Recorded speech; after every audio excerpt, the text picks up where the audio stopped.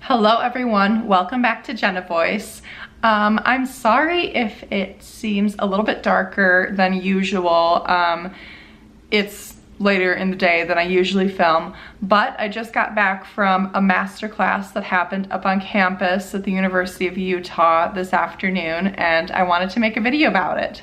So the masterclass was given by Christopher McBeth, who is the artistic director at Utah Opera. He has been at our school before, so I had an idea of what to expect, but it's always exciting to hear a masterclass, even if you've heard the same person before, because it's never exactly the same. So the first hour or so was more of a Q&A, and it was extremely informative and really enlightening. He kind of talked about what his job entails, how he got to this point in his career, what other opera companies are doing around the country, and eventually the questions kind of led towards auditioning and what he likes to hear in auditions and what he doesn't like to hear in auditions. And as it's audition season, this was definitely the part of the Q&A that I was most interested in, and here were my biggest takeaways from the masterclass and what he said to us. So he told us that he has this general spreadsheet at any sort of audition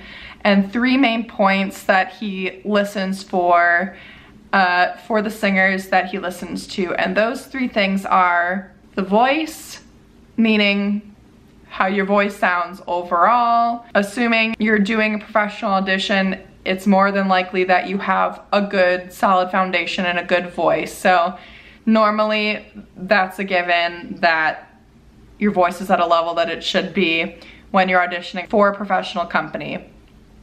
Number two, dramatics, meaning your acting abilities, your storytelling, how you move on stage, how you're interacting with the audience, how you're interpreting your character, all these sorts of things fall into that category. And then the third thing is musicianship.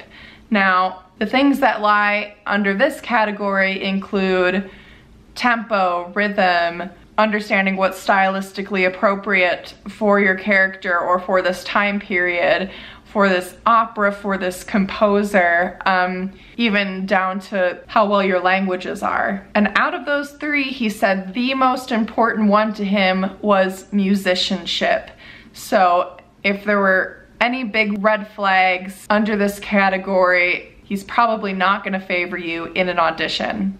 And that is why it is so important to take your classes seriously while you're in school, because that is where you get a lot of these important skills related to musicianship, from your history classes to your language and diction classes. All of those can help you be a better musician and stand out in a positive way in an audition. Some other things that he talked about in an audition that are really important to him mostly lie under professionalism, just being a professional person, being kind to every single person that you encounter when you walk into an audition, inside and outside of the audition room, presenting yourself well, making sure you're dressed your best, treating this like a job interview, because it is a job interview for singers. So bringing your resume, a really crisp, updated, well put together resume, being professional, being really prepared, as well as doing your research.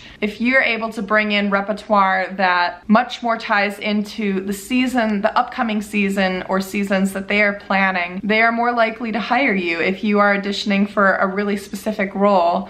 Having an audition aria from that character, or at least that opera or composer, is going to increase your chances much more likely of getting that role. I think one of the hardest things about auditioning is treating the audition as if you are taking a piece from a live performance rather than, I need to sing for these judges, I need to sing really well sort of mentality. And that's something I'm constantly trying to improve upon, is really bringing my artistry into any sort of performance situation rather than constantly worrying about how I look, how I sound, and getting in my head, which really gets in my own way, not for the better.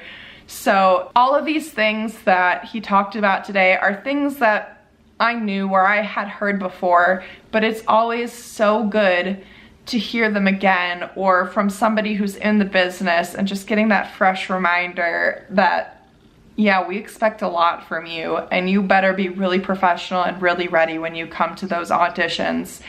And that kind of just stepped up my game mentally as I prepare for upcoming auditions this season. So hopefully me sharing this information with you has been helpful. If you have never heard this information before, great. Feel free to share it with your friends if you think it might help them. If you heard any masterclasses similar to this and want to share some of the takeaways you've gained from those masterclasses, feel free to leave a comment down below. One of my biggest goals with this video channel is to share information with people, and I certainly don't claim to know everything. I'm sharing what little I know.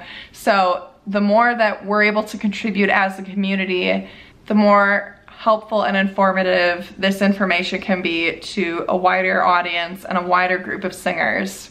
Please subscribe if you'd like to keep up with more videos like this, and I will talk to you all very soon. Bye.